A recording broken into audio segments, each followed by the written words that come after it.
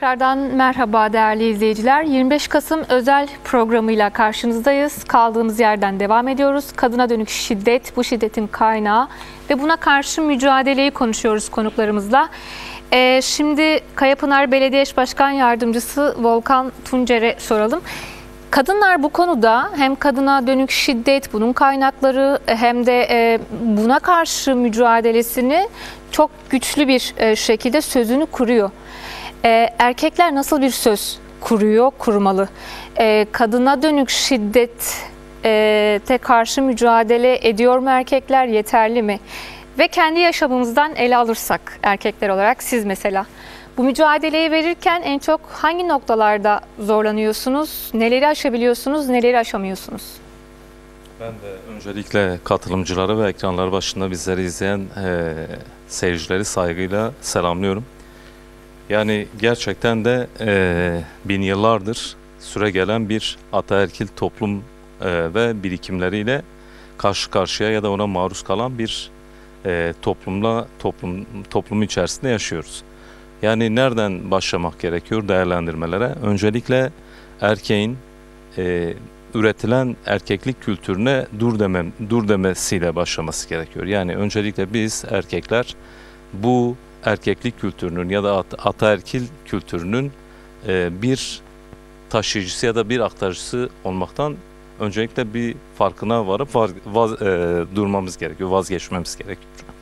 Daha sonra bu kültürü yıkma adına, bu kültürü, var olan kültürü ya da üretilen erkeklik kültürünü bir durdurma çabası içerisinde olmamız gerekiyor.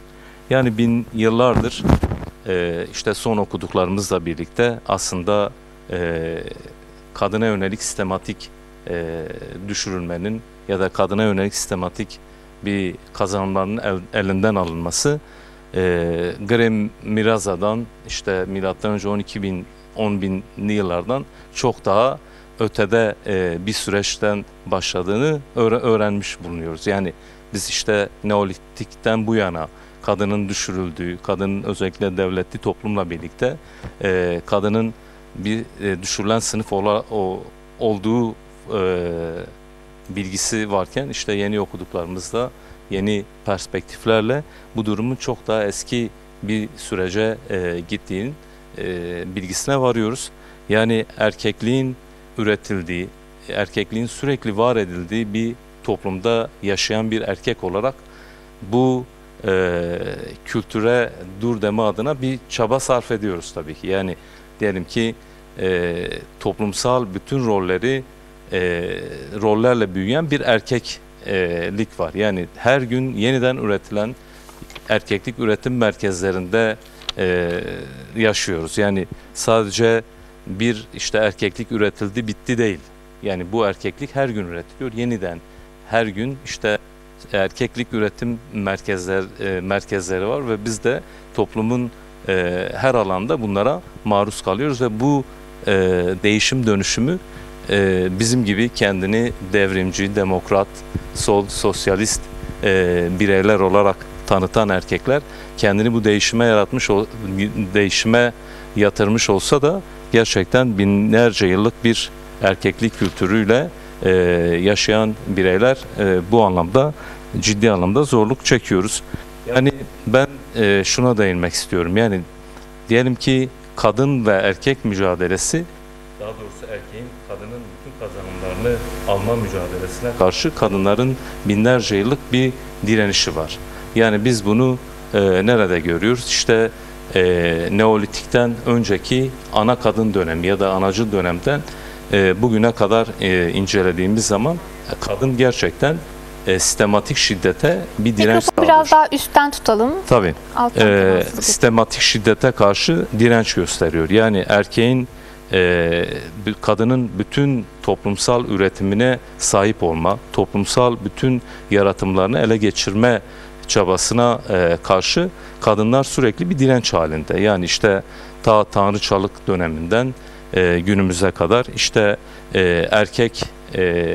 kastik erkeğin var olduğunu, kadının bütün kazanımlarını gasp eden, kadını öldüren, kadına şiddet uygulayan bir anlayışla direnen bir kadın mücadelesi var, örgütlü kadın mücadelesi var. İşte kadının kazanımlarını elde etmek için bir avcı kültürü, bir avcı kulübü biliyorsunuz hani ortaya çıkıyor. Hani o günden bugüne kadar kadına yönelik şiddetin ya da kadın kazanımlarının sürekli olarak ele geçirilme iddiası var. Hani bir mücadelesi var.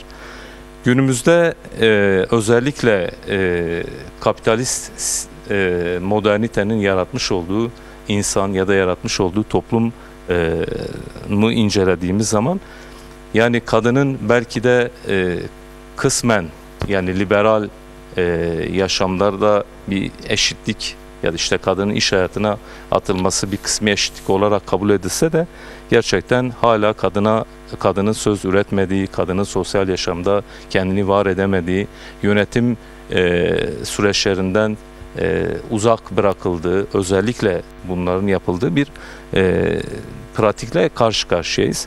Yani ben bir örnek vermek istiyorum. Eski Roma'da Damnatio Memortize diye bir cezalandırma yöntemi var.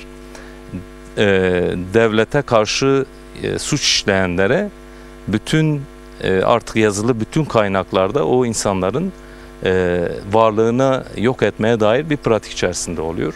İşte sanki o insanlar orada hiç yaşamamış gibi.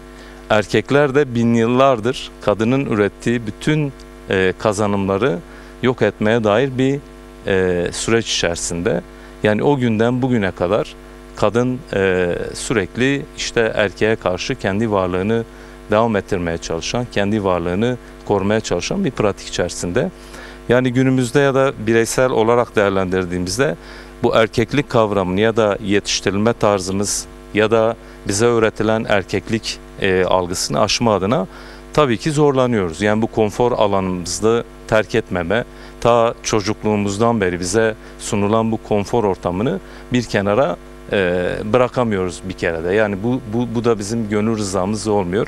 Tabii kendimizi yatırdığımızda, eleştirdiğimizde ya da okuduklarımızda ya da öğrendiklerimizden kaynaklı özellikle hani bir daha vurgulamak istiyorum. Kendini devrimci, sosyalist, solcu diye tanıtan erkeklerin kısmen bir değişime uğradığını söyleyebiliriz. Tabii bu da yeterli midir? Değildir. Yani bugün hala işte kendimize iyi erkek tırnak içinde kavramını kullandığımız zaman işte eşine şiddet uygulamayan erkek iyidir. Ya da işte eşinin çalışmasına müsaade eden erkek iyidir. Ya da işte eşinin sosyal yaşamına müdahale kısmen etmeyen erkek iyidir ama tabii biz bunları sadece işte birlikte yaşadığımız kadınlar üzerinden değerlendiriyoruz. Yani toplumun geneline yönelik kadınlara bakış açımız, toplumdaki diğer kesimlere karşı tavrımız aslında bu belirleyicisi oluyor.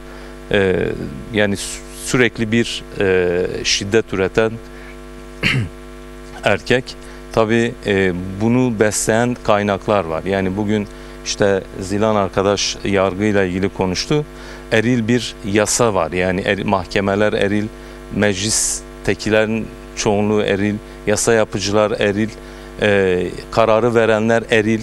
Hani bu anlamda bu şiddeti meşrulaştıran bir noktaya geliyor. Yani sürekli bir şiddet var. Kadına, işte toplumun diğer bütün erkek olmayan bütün kesimine yönelik bir şiddet var. Sadece kadına değil, doğaya bir şiddeti var ya da işte çocuğa bir şiddeti var.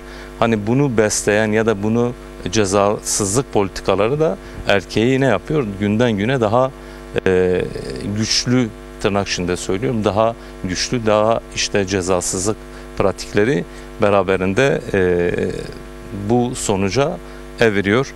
Yani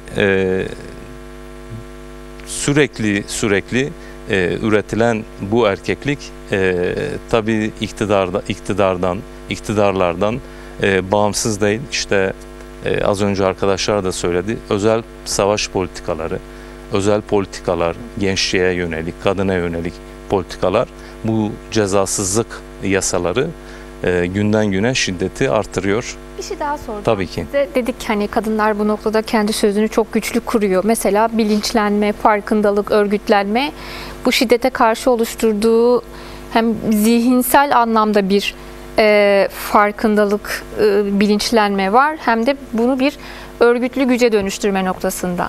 Şimdi siz de erkekler açısından değerlendirdiniz. Nereden başlamalı erkekler? Yani aslında erkekler bir farkındalıkla başlaması gerekiyor. Yani erkeklik kültürünü beslediği noktasından başlamalı. Yani bir erkek olarak işte öğretilen bir erkeklik algısından vazgeçmek gerekiyor. Yani Marx'ta nasıl ki sınıf intiharı diye bir kavram var. İşte sistemle bütün bağını kesmekle gerçekleşir. Bir erkek de gerçekten bütün erkeklik kavramını reddetmesi gerekiyor. Yani diyelim ki bize sunulan bütün konfor alanlarını ortadan kaldırmalıyız. Yani bu tanımı, yani erkeklik kavramı tanımını bilmiyor değiliz. Yani erkeklik kavramı nedir? İşte erkek egemen sistem nedir ya da tahakküm nedir? Bu kavramların tamamını biliyoruz. Bilince de belki çıkarıyoruz ama pratik noktasında eksik kalıyoruz. Yani bunu sosyal hayatta ya da yaşadığımız bütün alanlara bu erkeklik kavramını gerçekten açığa çıkarmak gerekiyor. Yani neler yapabiliriz bu konuda? Diyelim ki geçen yıl işte atölye çalışmaları olmuştu. Erkeklik atölyelerine dair. Erkekliği işte erkekler genellikle tartıştı. Orada açığa çıkan bir sürü örnek oluştu. Yani yetiştirme tarzımız, evdeki hayatımız, toplumsal hayatımız, iş yerindeki ilişkilerimiz ne kadar eril, ne kadar erkek egemen bir dil, ne kadar tahakkümcü olduğunu aslında erkeklerin bir araya geldiği bütün platformlarda açığa çıkıyor. Yani ben şöyle bir cümle kurmuştum, burada da kurmak istiyorum. Bir kadın arkadaş sormuştu, siz nasıl değerlendiriyorsunuz erkekliği? Şöyle demiştim, yani biz sizden daha çok erkekliğe maruz kalıyoruz. Biraz açar mısın dedi. Dedim ki doğduğumuz andan itibaren erkek çocuk olarak doğuyoruz. İşte biyolojik olarak erkeklikle bir karşıtlığımız yok. Ama zihinsel olarak o erkeklikten bahsediyorum. Diyelim ki erkek olarak doğuyoruz. İşte erkek çocuğunun yapması gerekenler silsilesi, listesi var. Diyelim ki gençleşiyoruz, genç bir birey oluyoruz. Genç bir erkek birey nasıl olmalı kavramı. Diyelim ki meslek hayatına atılıyoruz. Bir erkek nasıl olmalı? Sürekli bir erkekliğe maruz kalıyoruz. Yani bizim maruz kaldığımız erkeklik beraberinde kadına, doğaya olan pratiğimize sebep oluyor. Yani sürekli erkeklikle büyüyen, işte bize bu durumu aşılayan, bize bu durumu dikte eden bir zihniyetle karşı karşıya mücadele ediyoruz. Yani bizim belki de hani son cümlelerim olsun zamanla ilgili. Yani bizim değişim dönüşüme olan iddiamızın önünde yine erkek hemcinslerimiz var. Yani ya değişme, yani iki seçeneğimiz var. Ya gerçekten bir kopuş yaşayacağız. Yani erkeklik ya dair kopuşu yaşayacağız ya da manipülasyonlara devam edeceğiz. Yani değişimi kendi bünyemizde yaratmamamızın gerekçelerini işte ne yapıyoruz? Toplumdaki erkekliğe bağlıyoruz. Hani bu anlamda değişim dönüşümü hızlı bir şekilde yaratmak gerektiğini söylemek istiyorum. Şimal Beyik'le devam edelim. Mezopotamya İslami Araştırmalar Federasyonu üyesi. Şimdi 23 yıllık bir AKP iktidarı var. Kendisini İslamcı olarak, hatta kadına dönük veya birçok politikasını hayata geçirirken de bu kılıfla geçiriyor. Daha bu sene için bir politika hayata geçirmeye çalıştı. Bir aile yılını ilan etti ve baktığımız zaman politikalarına, bugün yine Erdoğan'ın bir açıklaması vardı. Doğum oranı felaket, yine kadınlara doğurun talimatını veren bir yerde durdu. Şimdi AKP'ye baktığımızda hem aile politikalarını hem de kadına dönük politikalarını kendi siyasetinin merkezine aldı. Neden diye soralım size. Ve bununla birlikte İslam'da kadın nerede duruyor ya da nerede durmalı, neler söylersiniz? Teşekkür ediyorum. Ben de bütün konuklarımıza ve sevgili seyircilerimize saygı ve sevgilerimi sunuyorum. Yani açıkçası çok önemli bir konu. Şimdi biraz daha yakın tutabilir miyiz? Şimdi baktığımız zaman ben kadınla başlamak istiyorum. Şimdi baktığımızda Allah kendi sıfatından bir tanesini kadınlara vermiş. Rahim olarak vermiş. Ve bu da sadece canlı olarak kadınlarda var. Bu da aslında kadının İslam dininde ne kadar değerli olduğunu kanıtlıyor bize. Ben de bir kadın olarak daha önce ben yıllarca hep yani kendimi sorguluyordum. Ben bu dini işte nasıl kabul edeceğim, nasıl hakkımdan çıkaracağım? Çünkü toplumda ben bir kadın olarak yerimi göremiyordum İslam dininde. Neden diyeceksiniz? Çünkü hep bize dayatılan bir din vardı. Ve baktığımızda da öncülüğünü hep erkekler yapmıştı. Resmen kadınların zihnine bir kilit vurulmuş ve erkekler de bunu kabul etmişti. Ve biz bu zihniyetle aslında büyütüldük ve hala devam ediliyor. Çünkü ezbere yaşıyoruz ve birçok yani sadece biz kadınlar değil aslında belki şu an bunun acısını en çok yaşayan erkeklerdir.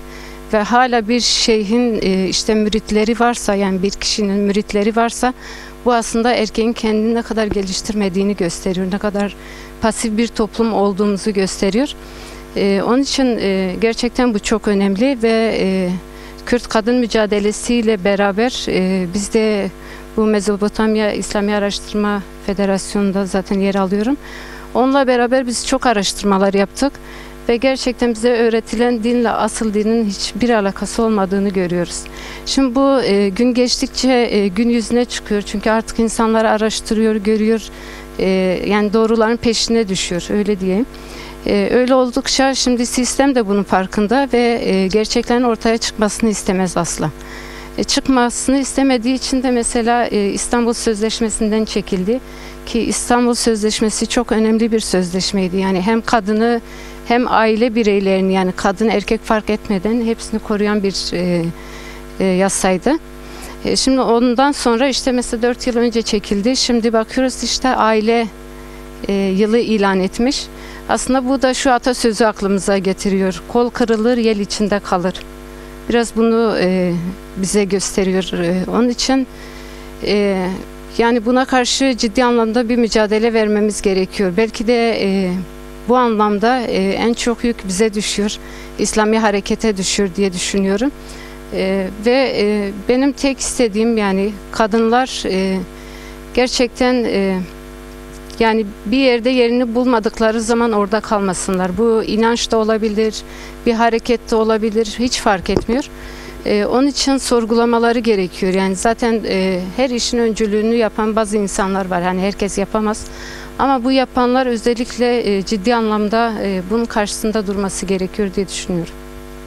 Volkan Recep Şimşek ile değerli konuğumuzla devam edelim. Eğitim emekçisi kendisi.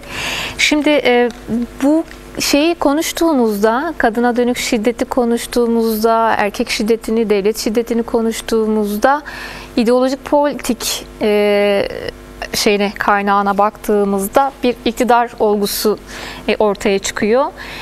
Ama yani daha çok bu iktidar olgusu erkekte somutlaşıyor. Neden? Siz kendi yaşamınızdan ele aldığınızda, çocukluğunuzdan şu anki çalışma hayatınızda, herhangi bir yaşam alanında kendinizde nasıl inşa edildiğini görüyorsunuz, fark ediyorsunuz? Öncelikle misafirlerimizi ve sevgili izleyicilerimizi saygıyla selamlıyorum. Aynı zamanda bugün 20 Kasım Dünya Çocuk Hakları Günü. Bir eğitimci olarak en azından bu programın gelecekte daha özgürce, daha güvenli bir yaşam vesile olmasını dilerim çocuklar için. Yukarıdan tutabilir miyiz? Elinizle de. Yani öncelikle bütün misafirlerimiz genelde güncel süreçlerden bahsettiler ama iktidar dediğimiz zaman ister istemez onun tarihsel bağlamına biraz bakmak gerekiyor. Yani ne oldu da işte doğada sönük halde var olan bir olgu birdenbire bir toplumun inşasında başat hale geldi. Bunun biraz tarihsel sürecine değinmek gerekiyor. Yani tarihe baktığımız zaman, toplumlar tarihine, iki farklı toplum inşasını görebiliyoruz. Bir işte kadın merkezli komünal toplum dediğimiz bir inşa. Bir de onun değerlerini işte üzerine çöken ve erkek merkezli, kadını dışarıda tutan hiyerarşik dediğimiz devletli bir toplum inşasında görebiliyoruz. Şimdi erkeğin oluşturduğu bu yeni toplum inşasında zaten özü itibariyle şiddetin kendisini barındırıyor. Çünkü sadece erkeği merkezine alan, erkeği özne yapan ve diğer bileşen olan, toplumun diğer bileşeni olan kadın cinsini ötekleyen, dışarıda tutan bir toplumsal inşa söz konusu. Böyle bir toplumda hiçbir şey söylemeye gerek yok. Zaten kadının kendisinin olmaması o sistemin şiddet içerdiğini çok kolaylıkla ifade edebiliriz. Geçmişten bugüne kadar işte Sümer rahip devletlerinde yazılı kaynaklarda ilk karşımıza çıkan süreçten bugüne kadar baktığımız zaman değişen sadece şu olabilir. Bazen ahlaki normlarda veya işte değerlerde hafif bir değişiklikler görebiliyoruz. Hukuka geçtiği zaman günümüzde bazen sanki eşitlikçi bir yapı varmış gibi bir sistemle karşı karşıya kalabiliyoruz. Ama hiçbir zaman özünü kaybetmeyen, yine erkek tarafından her şeyin belirlendiği, yasaların, hukukun erkek tarafından yazıldığı, geçmişte bugüne gelen bir süreç var. Şimdi bizde nasıl inşa ediliyor? Simone de Beauvoir'ın güzel bir sözü var, diyor. Kadın doğulmaz, kadın olunuyor. Yani büyük ihtimalle erkekler için de böyle. Erkek doğulmuyor, erkek olunuyoruz. Bu üretilen cinsiyetçilik toplumsal rollerimizde birilerimiz erkek oluyor, birilerimiz kadın oluyor. Bu rollerimizin bize getirdiği en bütün olumlu özellikler erkekte barınmış durumda. En olumsuzu da kadında. Nitelemeler hep öyle. İşte güçsüz, hiçbir şey yapamayan, sözünü bile söylemekte zorlanan bir kadın kimliği. Bunun karşısında da her şeye muktedir olan bir erkek kimliği var. Bu ilk önce nerede başlar? İşte ebeveynlerle başlıyor. Yani doğduğumuz andan itibaren ebeveynlerle başlıyor. Zaman içerisinde işte okulda öğretmenlerle devam ediyor ve kültürün diğer maddi bütün kurumlarında şekillenerek o erkeklik ve kadınlık oluşturuluyor. Özünü nereden alıyor? Özünü iktidardan alıyor. Yani erkeğin kadın üzerinde tahakküm kurduğu bir iktidar anlayışından alıyor.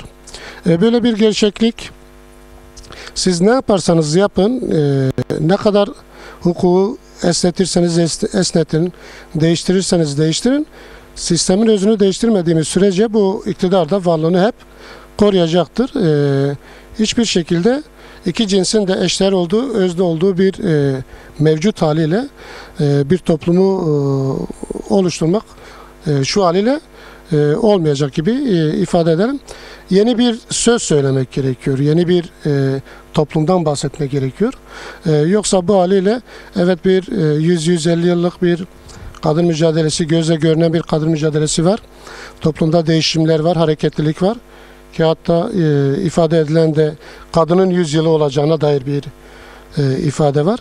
Yani mücadelenin en üst seviyede olduğu ama mücadeleyi anlamlandırırken, sürdürürken, örgütlerken de doğru temelde sistemin özüne, o iktidar olgusuna, o devletin kurumsal yapısına eleştirilerimizi yaparak bu noktadan belki bir değişim dönüşümü, yeni bir toplumu inşa edebiliriz.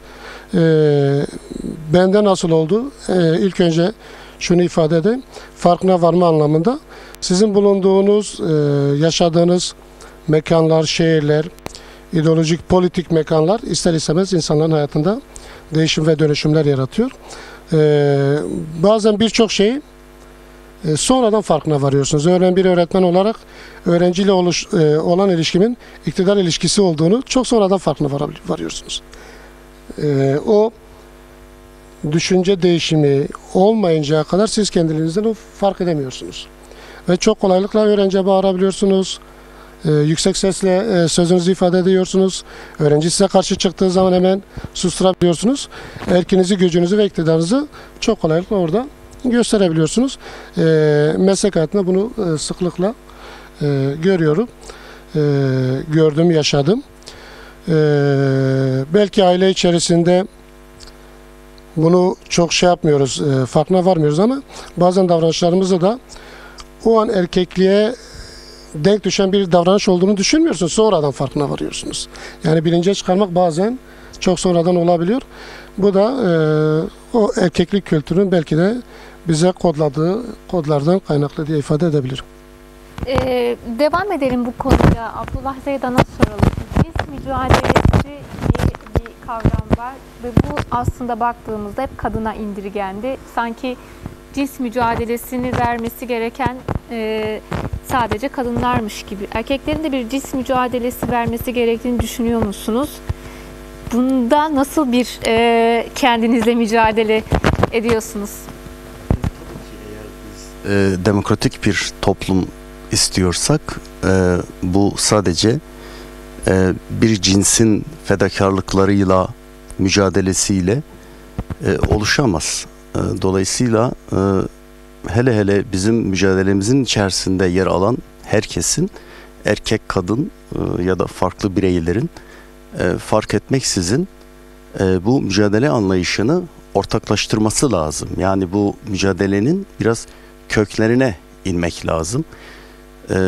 Demin bahsettik, yani Kürt özgürlük mücadelesi, kadın özgürlük mücadelesi birlikte yürüdü ve bugün geldiğimiz noktada işte bu kapitalist modernite ve ulus devlet anlayışının aslında bütün dünyaya, doğaya, bütün canlılara nasıl bir kötülük olduğunu, nasıl zarar verdiğini ve bütün insanlığın ve canlıların, doğanın bundan zarar gördüğünü bizler yaşadık, deneyimledik.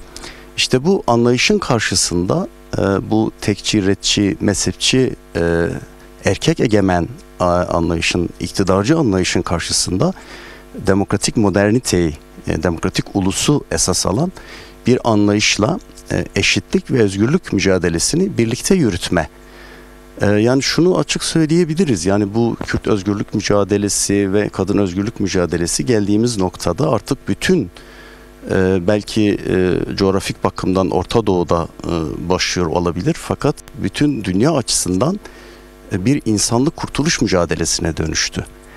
Dolayısıyla erkekler de ya bu mücadelede yani biz erkekler, öyle ifade edeyim, samimi bir şekilde öz eleştirsel de yaklaşarak belki içimizdeki erkeği öldürerek bir yerlerden başlamamız gerekiyor. Yani bu öldürmek biyolojik öldürmek değil. Aslında en kolayı o. Bir anda her şey çözülebilirdi ama o zihniyeti de aslında öldürmek gerekiyor. Yani bu tekçi, retçi, bütün insanlığa birden kaybettiren bu anlayışın terk edilip işte çoğulcu, eşitlikçi, özgürlükçü, cins eşitlikçi bir anlayışa hep birlikte yürümemiz gerekiyor. Bunun için de öncelikle Kürt Halk Önderi Sayın Abdullah Öcalan'ın dediği gibi, yani erkek değil oğul olmak gerekiyor. Yani eşitlikçi, özgürlükçü, dayanışmacı, paylaşımcı. Bu boyutuyla elbette biz erkeklere de büyük işler düşüyor. Yani bizim ideallerimiz büyük, bizim davamız büyük. Elbette yani kolay değil. Bu binlerce yıllık, hele hele Kürdistan'daki büyük feodal bağlar içerisinde böylesi işte 40-50 yıllık mücadelenin geldiği nokta kolay değil ama birçok şeyin de başarıldığını ifade etmek gerekiyor. Yani özellikle Recep Eval aslında demin biraz bahsetti.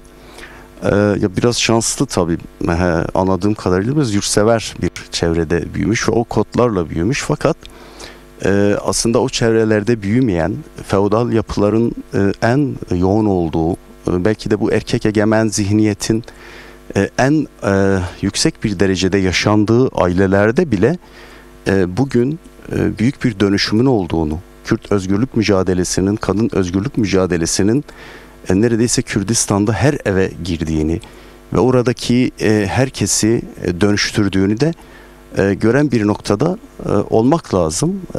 Evet, yani zorluklar var, evet, çünkü karşında mücadele ettiğin o erkek egemen akıl çok güçlü, fakat bunun karşısında büyük kazanımlar da elde edildiğini de ve büyük dönüşümlere de yol açtığını da görmek gerekiyor. Yani özellikle Rojava devrimi, özellikle kadın devrimcilerin öncülüğünde gelişen Kürt Halk Önderi Abdullah Öcalan'ın felsefesinin artık neredeyse bütün dünya tarafından bilinen bir noktada eşitlikçi, özgürlükçü, ekolojik bu hareketin, bu paradigmanın kendisini işte demokrat gören birçok Avrupa ülkesinin bile artık gıptayla baktığı, örnek aldığı bir noktada durduğumuzu da görmek lazım. Yani bu boyutuyla da aslında birçok mesafe kaydedildiğini, elbette bunların kolay olmadığını, bundan sonra da bu mücadelenin daha da büyüyeceğini, burada en büyük sorumluluğun da biz erkeklerde olduğunu, bu boyutuyla eşitlikçi, özgürlükçü, değerlerimizi bir an olsun aklımızdan çıkarmadan yüksek bir yoldaşlık bilinciyle bu mücadeleyi büyütme sorumluluğunun herkeste olduğu gibi erkekte de olduğunu ve bu içimizdeki erkeği öldürmemiz ve bir oğul olmamız gerektiğini ben de ifade etmek istiyorum. Açısından da önemli bu söyledikleriniz. Fatma Albay'a sormak istiyorum. Şimdi 25 Kasım'ı da karşılıyoruz.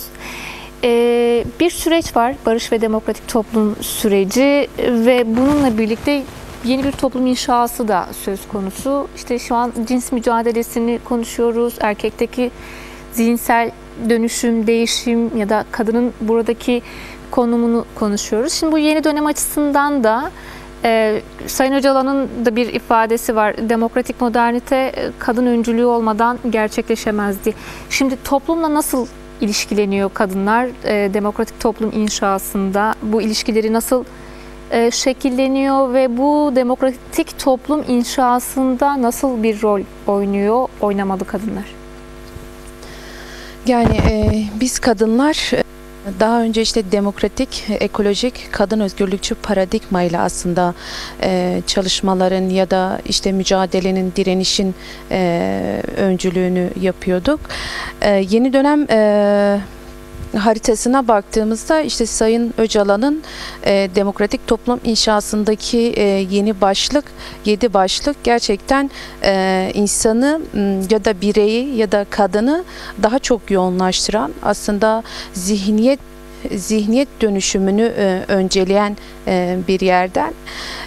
Demokratik toplum inşasında özelde kadına büyük bir rol biçmiş durumda. Bunun temel nedenlerinden bir tanesi işte kadının doğayla, toplumla daha yatkın, daha birebir bir ilişki geliştiren bir yerde olduğu ve yaşamın doğal toplumdan bu yana işte kadın eksenli gelişmesi, kadın eksenli bir yaşamın inşasından kaynaklı işte kadın özgürleşmeden toplum özgürleşemez söylemiyle de çok rahat anlaşılabiliyor. Özelde demokratik toplum inşasında kadının daha hassas, daha duyarlı, daha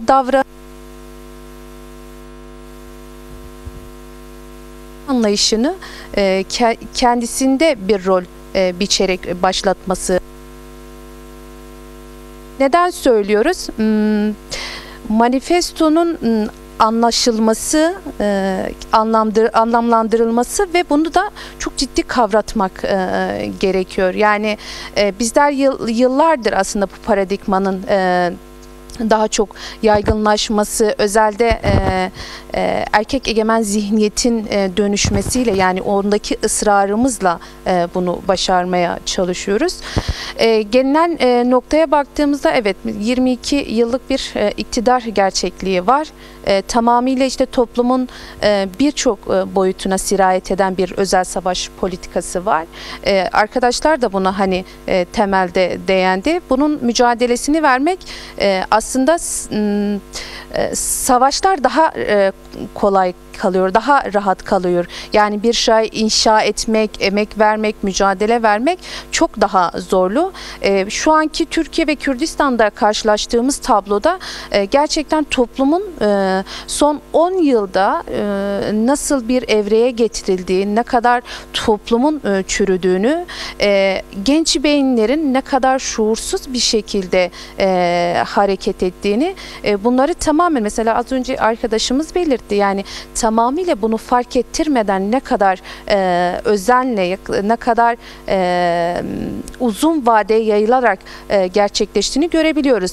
Bunun panzehirini demokratik ulus inşası olarak işte özel savaş atölyeleriyle, erkeği dönüştürme atölyeleriyle, yine işte son süreçlerde yaptığımız konferanslarda, çalıştaylarda hem birbirimizi besleyen hem de toplumu besleyen bir şekilde kendimizi hazır ederek bu toplumun içine hem toplantılarla, birebir sohbetlerle, aile ziyaretleriyle, gerekirse yani madde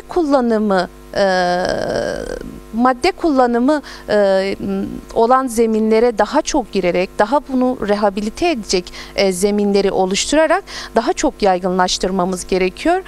Tabii bunu sadece bir boyutta yapmak mümkün değil. Yani sadece kadın rolüyle yapmak mümkün değil. Bunun birçok boyutu var. Ekonomik boyutu var, sağlık boyutu var, eğitim boyutu var.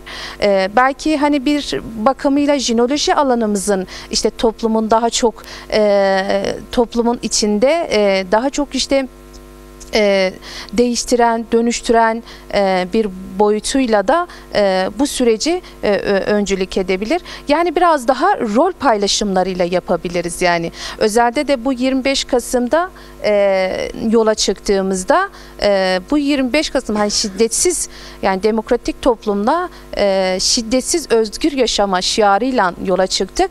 Bunu tek başına ya da kadınlarla yapmak mümkün değil. Bütün boyutlarıyla, erkeğiyle, kadınıyla, belki yani Türkiye ve Kürdistan'daki toplumun da ağlarını, yani ayaklarını, saç ayaklarını örerek yapmak gerekiyor.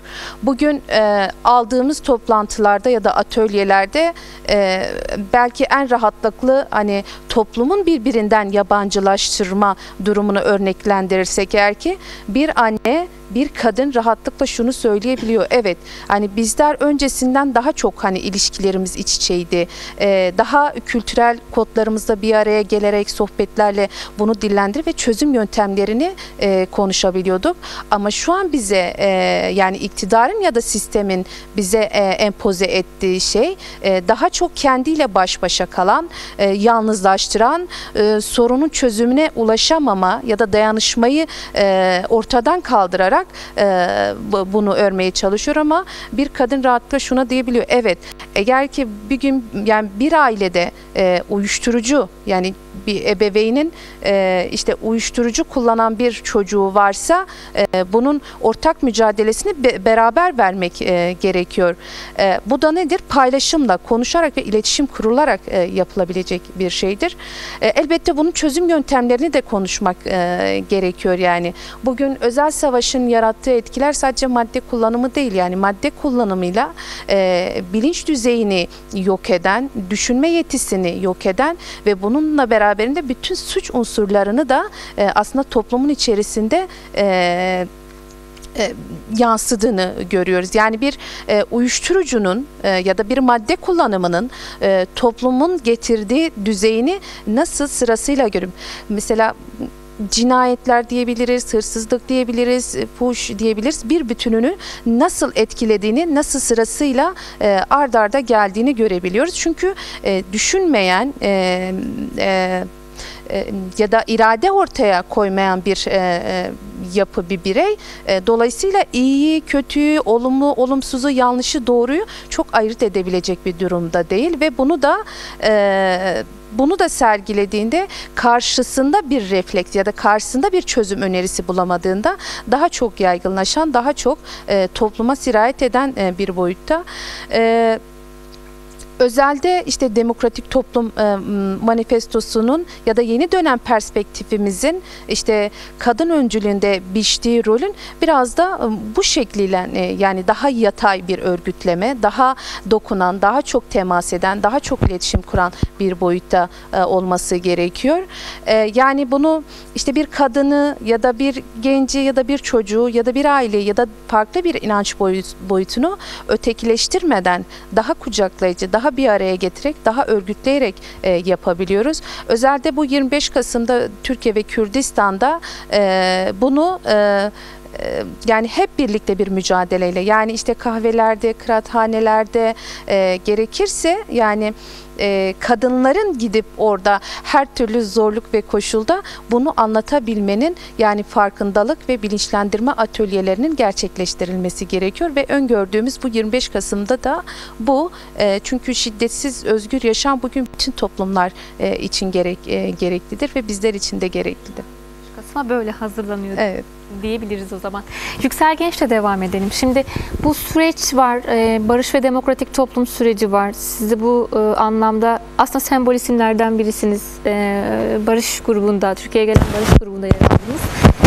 Bu yakın dönemde TCA'nın Ankara'ya bir yürüyüşü oldu. Baktığımızda da kadınların eylemleri veya kurduğu söz çok açıktan da hedef alınıyor. O yürüyüşte de mesela TCA'nın attığı sloganlar yine çok hedef alınmıştı. Kürsüde yapılan konuşmalar çok hedef alınmıştı. Niye bu kadar hedef alınıyor? Kadınların barış mücadelesinden ya da öncülüğünden neden bu kadar korkuluyor? Aslında bu önemli. Barış mücadelesini pek çok çevre farklı biçimlerde verebilir. Ama eğer sistemin en dışladıkları söz üretiyor ve barış üzerine aktivite gösteriyor ise bu bir risk ya da tehlike alarmı olarak algılanıyor. Çünkü ezilenin ürettiği barış söylemi aslında yeni bir eşitlik mücadelesi kulvarı ortaya çıkarıyor. Tam olarak barışın eşitlikle ilişkisi erkek egemen dünyanın, erkek egemen siyasetin ve düzenin en korktuğu iki bileşen olarak karşımıza çıkıyor. Çünkü savaş erkeğin en iyi bildiği şey. Savaş üzerinden iktidar örmek en iyi bildiği şey. Savaşın ortaya çıkardığı şiddet araçlarını günlük hayatın süren parçası yapmak en iyi bildiği şey. Ama barış ve barışla birlikte oluşabilecek eşitlik düzlemini bilmiyor. Barış ve barışla oluşacak eşitlik düzleminin ortaya çıkarabileceği yeni dünyayı kendisine tehdit olarak görüyor. Ve tam da bu noktada toplumun en ezilen ya da toplumun sistemin en fazla hedeflediği, aslında en çok korktuğu için de bu kadar kuşatıp zamanlara yayılmış, süreklileşmiş bir şiddet dalgası içerisinde tuttuğu kadının barış üzerinden bir politik kimlik kurması, barış üzerinden bir eşitlik zemini ve mücadele alanı açıyor olması çok önemli bir problem. Bir kere genel teorik çerçevede bunu böyle koymak lazım. En nihayetinde gerçek bir barış, eşitlikler dünyasının kurulduğu bir barış, bir hayatla mümkün. Çünkü savaşların odağındaki şey iktidar kurma, güç kurma, hegemon olma ilişkisiyle ilgili. Bu da eşitsizlik düzleminin sürekli ve makul kılınmasıyla hareket edilebilir ve üretilebilir kılınmasıyla ilgili bir düzlem. Barış bunun karşısında bir şey ve bu barış ve bunun karşısında olan çok önemli bir kavramın kendisi başka bir sistem alternatifinin mümkün olduğunu en ezilen, en korkulan kimlik tarafından dile getirmesiyle ilgili bir durum yaşıyor ve bu anlamıyla aslında teorik çerçeve olarak da tarihsel korku düzlemi açısından da erkek aklın ve erkek siyasetin karşı durması ya da söz söylemesi çok olan. Hele bunun üzerine, bunun içerisine bir de Kürt kimliğinin dahil olduğunu düşünürseniz, içinde yaşadığımız ülkenin tarihsel korkularının sürekli işletildiği, hegemonya oluşturmak, toplumu denetlemek, toplum üzerinden eşitsizlik ilişkilerini üretebilmek açısından en çok kullanılan Kürt kimliğine karşı oluşturulmuş heyulanın kendisini de eklerseniz ortaya çıkan pozisyon en fazla korkulan pozisyon oluyor. Hem Kürt, hem kadın, hem barış. Dolayısıyla yeni bir eşitlik mücadelesi, yeni bir dünya talebi. Şimdi bu kadar eşit ve yeni bir dünya talebinin kendisi erkek dünyasının refleks göstermesinin en olan yanlarından biri. Tam da bu düzlem içerisinde bakarsak aslında erkeklik ürettiği hakikat nedeniyle arkadaşları imtina etmeden söyleyeceğim ve hepimizin sorgulayacağı ya da erkek cinsinin en çok sorgulayacağı konum olarak söyleyeceğim. Erkeklik faşizm üretir. Çünkü ilişkisi sınıfsaldır, eşitsizlik üretir. Eşitsizliğin sürekliliği ve inşası üzerinden varlığını korur. Ve eşitsizliğin ortaya çıkardığı teklik üzerine kendisini konumlandırır. Tüm bu ilişkinin kendisi bizim mecliste gördüğümüz faşizan çığıltıların aslında felsefik, ideolojik altyapısını kuruyor. Tam da bu nedenlerle aslında oradaki sesin, gürültünün bu kadar çok çıkması anlaşılabilir bir durum. Ama tam da bu noktada istediği kadar çağırsın varsın, kadınlar olarak barış mücadelesindeki ısrar, barışçıl mücadelenin barışla beraber barış mücadelesini ortaya çıkaracağı eşit dünya talebi ve eşit dünya talebini kurma cesareti, özgüveninin kendisinde ısrar eden, o geri çekmelere, o demagojik çekmelere gelmeyen yanının kendisi zaten en kıymetli olan yönlerden bir tanesi. Kadınlar için hedef gösterilmek, işaretlenmek, sosyal konfor alanlarından ya da ekonomik konfor alanlarından mahrum bırakılmak çok önemli değil. Kadınlar için önemli olan yaşayabileceği dünyayı tarifleyememek ya da yaşayabileceği dünyayı kurabilme gücü ve cesaretinden yoksun kılınmaktır esas problem. Ben o yürüyüşte de, o yürüyüş sonrasında olanlar açısından da şunu söylemek isterim. 1000 yıllardır tanıdığımız bir ses ve bir yüz bu. Biraz da onlar bizim barışçıl mücadele sesimizi dinlesinler. Biz duyduğumuz bu sese çok alıştığımız sese karşı durmayı biliyoruz. Bu alıştığımız sesin sonrasında sesimizi kesersek ve geri çekilirsek ne yaptığını tarihimizden biliyoruz. O yüzden çok bunlar kaybetmek istemek bunlar hiç önemli değil. Önemli olan devam etmek tabii ki. Tam bu noktada ben barış mücadelesinin kendisinin bir eşitlik mücadelesi, eşitlikler içinde bir çok güçlü bir özgürlük mücadelesi olduğunu unutulmaması gerektiğini düşünüyorum. Barış mücadelesi kadınların en politize olduğu mücadele alanlarından biri. Ve kadın politik kimlik olarak kadının sistem kurucu aktör olarak öne çıkmasını sağlayan en önemli parametreler. Bizim için barış mücadelesi tipik olarak silahlar sussun ama çok ötesinde.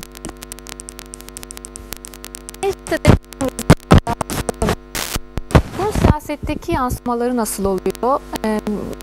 Yani kadına dönük şiddetin önlenmesi ya da kadın erkeğin daha eşit düzlemde karar mekanizmalarında, siyasette var olması, partinin böyle bir politikası var ama uygulamada nasıl?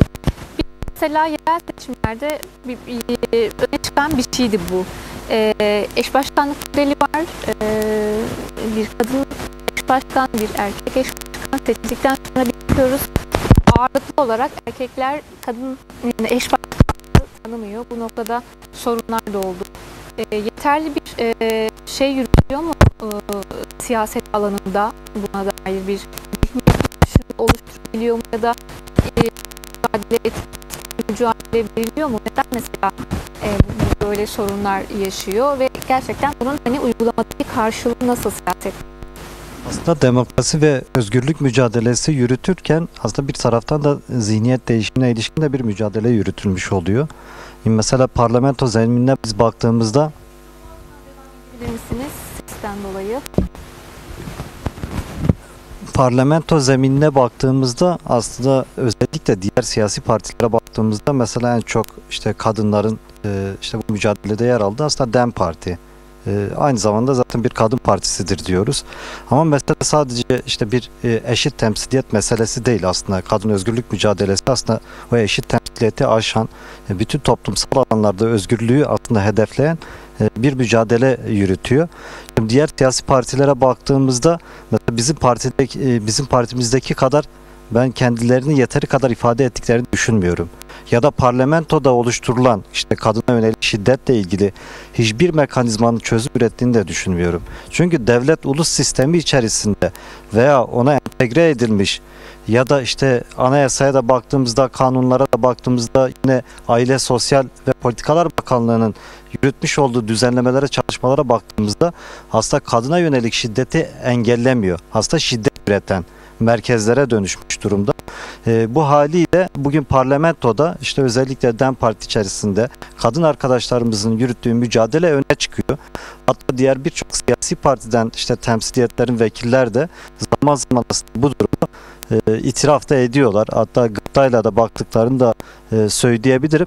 Elbette ki bu kazanımlar kolay elde edilmedi. Mesela özgürlük mücadelesi derken sadece dışa dönük bir mücadele değil bu. Aslında işte DEM Parti içerisinde de ya da bütün hepten bugüne kadar demokratik kurumlarımız içerisinde de kadın arkadaşlarımız, yoldaşlarımız aynı zamanda o erkek egemen zihniyete karşı da mücadele ettiler. Ve bugün aslında o kazanımların kendisi hem dış hem de içe dönük mücadelenin sonucudur. İşte daha öncesinde genel seçimlerden sonra işte yerel seçimlere doğru giderken partimiz seçim kararı almıştı. Çok ilginçtir. Yani bütün raporları o dönem örgütlemeden de sorumlu olduğum için bizzat hani düzenlediğimiz için biliyorum.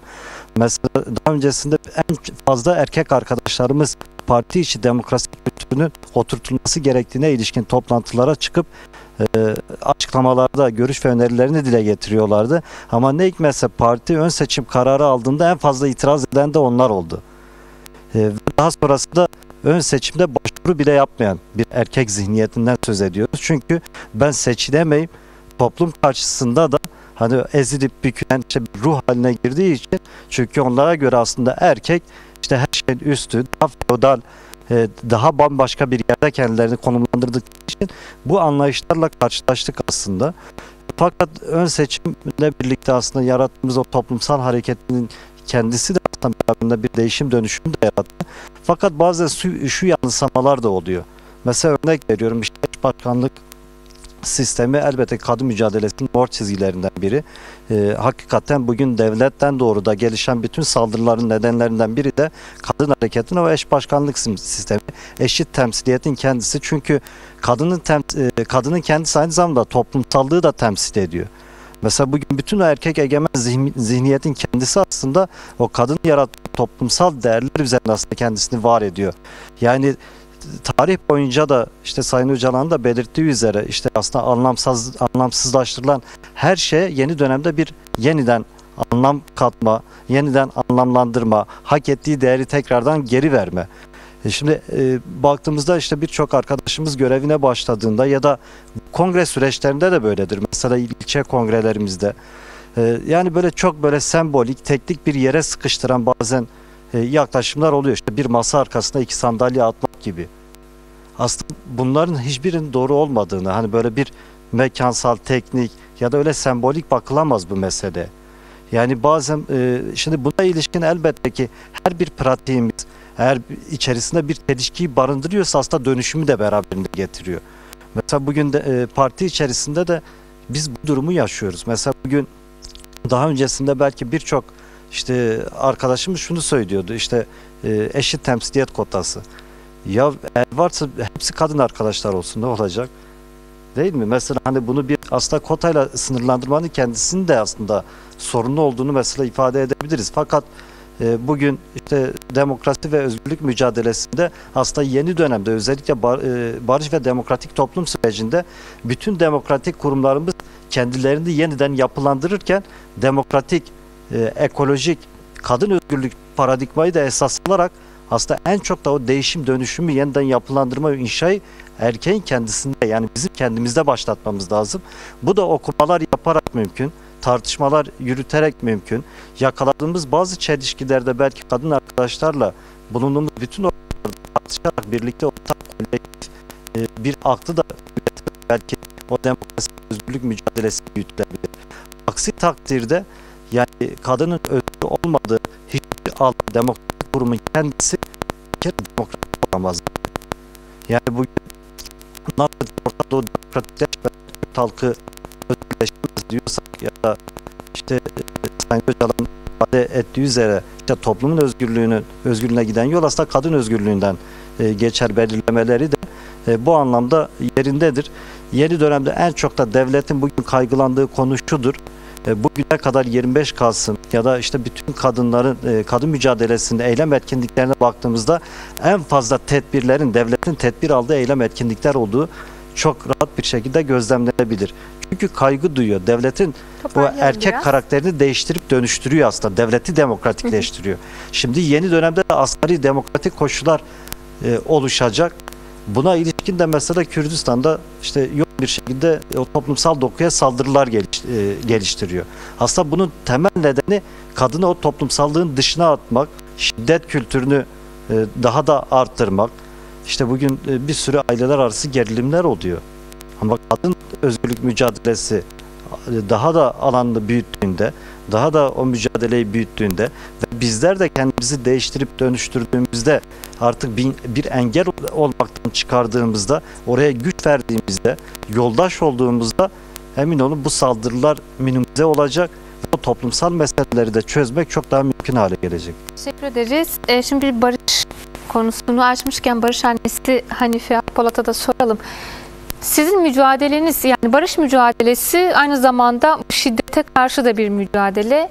Nasıl bir değişim, dönüşüm yarattı size göre? Siz bu anlamdaki gözlemleriniz ya da barış annelerinin mücadelesi nasıl bir farkındalık yarattı?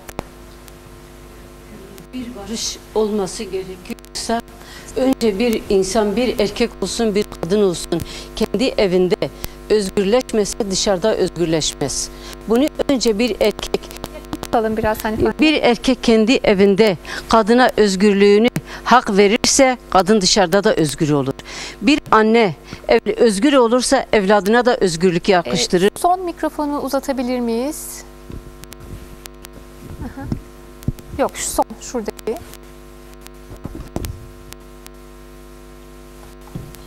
Bir anne özgür olduğu zaman, bir eş özgür olduğu zaman, eğer baba tarafından, kardeş tarafından, eş tarafından özgür olursa o anne evladına da özgürlüğü yakıştırır ve ister. Çünkü bir evlat bir annenin kırmızı çizgisidir. Bir anne her zaman evladını korumak, kollamak ister. Bir anne özgür olduğu zaman toprak da özgür olur, vatan da özgür olur. Öcalan'ın dediği gibi önce kadınların özgür olması gerekiyor. Eğer kadınlara bu hak verilirse toplum da özgürleşir. Eğer toplum özgürleşirse bir vatan da özgürleşir. Ama bir kadına hak verilmiyorsa, kadın arka tarafa itiliyorsa veyahut kadına hak verilmiyorsa kadın ne yapabilir? Ben kendime söyleyeyim, bir anneyim. Bana bir hak verilmese, bir özgürlük verilmese ben evladıma ne yapabilirim? Hiçbir şey yapamam. Hiçbir şey yapamam. Çünkü 32 yıldır ben oğlumun peşinde gidiyorum. Bir anne olarak 32 yıldır. Oğlum 32 yıldır cezaevinde ve tek hücrede kaldığı için. Ama ben kendi evimde baba olmasa, kardeş olmasa ben mecburum oğlumun peşinde gezeyim. Ben özgür olmasam, özgürlüğümü elime almasam ben nereye gidebilirim? Hiçbir şey yapamam oğluma. Çünkü o çocuk benim özgürlüğümdür. O çocuk benim kırmızı çizgimdir. Ben mecburum o çocuğun arkasında gideyim. Ama bana göre hak verirsin. Eğer baba tarafından olsun, kardeş tarafından olsun, eş tarafından olsun, toplum tarafından olursa hak verirse ben de evladıma hakkını veririm. Evet, teşekkürler. Bir annenin dramı çok büyüktür. Bir annenin dramı çok büyük. Çünkü bu barış annelerinin aynısıdır. Barış anneleri her zaman barışı ister. Her zaman barıştan yanadırlar. Her zaman, her kapıyı açtığında, kapıyı çaldıklarında, sokaklara döküldüklerinde her zaman barışı haykırıyorlar anneler. Çünkü anneler evlatlarını bırakmak istemiyorlar. Bir anne evladını ölüm için terk edemez. Bir anne evladını ölüme götürmek için çok affedersiniz doğurmaz. Çünkü o evladını doğurduğu zaman yaşamasını ister. Özgür olmasını ister. olmak bir anne. Bir anne budur işte. Hanife anneye Neslihan Şüphedar ile devam edelim mikrofondan. Şimdi yerel yönetimler önemli. Özellikle yurttaşlık ilkesi bakımından önemli.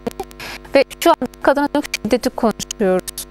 Yerel yönetimlerde, yerelde daha doğrusu hangi tür mekanizmalar olmalı ya da sizin belediye başkanlığı yaptığınız dönemde ne tür mekanizmalarınız vardı yerelde? Şöyle ki yani bugün şiddeti konuşuyorsak zihniyet anlamında erkeklik zihniyetinden kaynaklanan şiddeti konuşuyorsak bu zihniyetin yerel yönetimler alanına tesir meselesini tartıştığımızda şunu çok net ortaya koymak gerekiyor. Erkekler için kurgulanan bir alan ve erkekliği besleyen bir alan. Haliyle hangi ideolojiden beslendiği, nasıl bir bilimsel perspektiften yola çıktığı, toplumla olan, yani sosyolojik olarak meselesini de biraz değiştirmek lazım. Şimdi devlet ortaya koyduğu yerel yönetimler modelinin elbette cinsiyetçilik ideolojisinden beslendiğini biliyoruz. Ve pozitif biçiminden beslendiğini dolayısıyla buna alternatif olduğu ekolojik bilimsel ve yönetimsel bilgi açısından ifade ediyorum. Jenolojik perspektiften de beslendiğini ve bu alternatifi buradan ele alan bir yerden alternatifimizi aslında ortaya koyuyoruz. Dolayısıyla şunu net ifade etmek lazım. Yani cinsiyetçilik ideolojisine karşı, yani ulus devlet aklının yerel yönetimler modelinin cinsiyetçilikten beslendiğini ifade ederken demokratik, ekolojik ve kadın özgürlükçü yerel yönetimler modelinin de kadın kurtuluş ideolojisinden beslendiğini net ortaya koymak gerekiyor. Çünkü kadını yok sayan, kadını bütün yönetimsel mekanizmaların dışında bırakan, bununla bağlantılı olarak aslında bütün toplumun dinamiklerini kadın şahsında yönetimsel mekanizmaların dışında bırakan bir yönetimsel mekanizmaya karşı aslında demokratik, ekolojik ve kadın özgürlükçü yerel yönetimler modelini geliştiriyoruz. Dolayısıyla kadının öncüsü olmadığı, kadının yönetimsel mekanizmaların içinde olmadığı bir alanda demokrasinin var olduğundan da bahsedemeyiz. Şimdi burada işte az önce eş başkanlık modelinden bahsetti arkadaşlarımız, vezir arkadaş. Dolayısıyla bunun kaba bir cinsiyet eşitliği meselesi olmadığı, bunun arkasında aslında tamamen demokrasinin yerel yönetimler alanında radikalleştirilmeye çalışıldığı bir model ifade ettiğini söyledi. Dolayısıyla demokrasiyi eş başkanlık modeliyle yerellerde radikalleştirmeye çalışırken tam da aslında pozitivist bir yerden değil, halkla güçlü bağını kuran, halkla iç olan, yani halktan kopuk değil, halkla güçlü bağını kuran ve aslında üretilen bütün alanlarına kadar demokrasiyi yerleştirmeye ve yeşertmeye çalışan yönetimler modeli, yönetimler modeli hayata geçirmek istiyoruz. Şunu ifade ediyoruz, yani ne olursa olsun, beslendiğiniz felsefe ne olursa olsun kendinizi toplumsallaştıracağınız en temel ve en merkezi alan yerel yönetimler alanıdır. Bunun için demokratik olması meselesi işte tam da o şahsında kadın öncülüğünde bütün toplumsal dinamiklerin yönetimsel mekanizmaya dahil edilmesi ve halkla birlikte, kadınlarla birlikte toplumun yönetimsel mekanizmaların dışına itilen, dışında bırakılan herkesle birlikte yönetim şeklinin, yönetim biçimini hayata geçirme meselesini biz savunuyoruz. Yani bunu hayata geçirmeye çalışıyoruz. Şimdi bunu yaparken nasıl yapıyoruz meselesi elbette ki önemli. Katılımcı, şeffaf, demokratik olması en temel ilke. Bunun için de kadın öncülüğünün olması en temel esas. Zaten bu böyle olunca tamamen bütün yönetimlerinde dolayısıyla yönetim mekanizmasının içerisine dahil olmuş oluyor. Biz belki son dönem işte toplum çağrısıyla birlikte komünleri çok tartışmaya başladık. Yani toplumun yeniden demokratikleşebilmesinin elbette ki komünal yaşamı yeniden inşa etmek, komünlerin yeniden inşa edilme meselesi üzerinden tartışıyoruz. Bizler ne yaptık? Belki biraz hani somutlaştırmak açısından da bunu da tartışmak lazım. Yani en temel felsefemiz kentteki dinamiklerle birlikte yürütmekti. Bunun tam da en somut örneği olarak kent konseyinin hayata geçirilme meselesi. Hep işte seçim sürecinde de söyledik. İlk gittiğimiz dönemde de işte gerek komisyonlarla, gerek meclislerle, gerek konuşmalarıyla birlikte işte kentin 5 yıllık stratejik planlanmasının hazırlanması, özellikle kadın stratejik planlanmasının hazırlanması zaten bir bütünen yönetim mekanizmalarına halkın kendisinin dahil edilmesi sürecini yaşıyorken ve pratikte de gösteriyorken kent konseyi meselesi kentteki bütün sivil toplum kuruluşlarının, bütün dinamiklerin, farklı kimliklerin, farklı renklerin, farklı seslerin bir yönetimsel mekanizma içerisinde yer almasıyla işte zeminin tamamen demokratikleştirebilmesinin pratiğiydi. Yeni dönem açısından da yani elbette ki bunun toplumun en küçük hicresine kadar demokrasiyi radikalleştirebilmek, ahlaki toplumun ilkelerini güçlü kılabilmenin yöntemi olarak da komünlerin inşa edilmesi meselesi elbette ki yeni dönemi örgütleme biçimi olacak. Nerede toplumsal sorun yaşanıyorsa sağlık alanında, sosyal kültürel alanlarda, dil alanında, işte bütün ekonomi alanında bu alanların komünleşmeyle çözülmesi ve halkın bir bütünen yönetime dahil edilmesi üzerinden bir yönetim biçimi var önümüzde ve buna da hazırlanıyoruz. Elbette ki bu konuda konuşulacak, tartışılacak çok şey var, çok başlık var ama bize ayrılan sürenin sonuna geldik. Değerli tüm konuklarımıza teşekkür ediyoruz programa katıldıkları için, bu değerli yorumları, değerlendirmelerde bulundukları için. Sevgili izleyiciler, 25 Kasım özel programının sonuna geldik. Kadına dönük şiddet, bu şiddetin kaynağı, buna karşı nasıl mücadele veriyoruz? Yeterli mi? Nerelerde eksiklikler var? Daha etkili bir mücadeleyi kadınlar, erkekler toplum olarak önümüze nasıl almalıyız? Aslında bu programda ele almaya çalıştık. Başka programda görüşmek dileğiyle.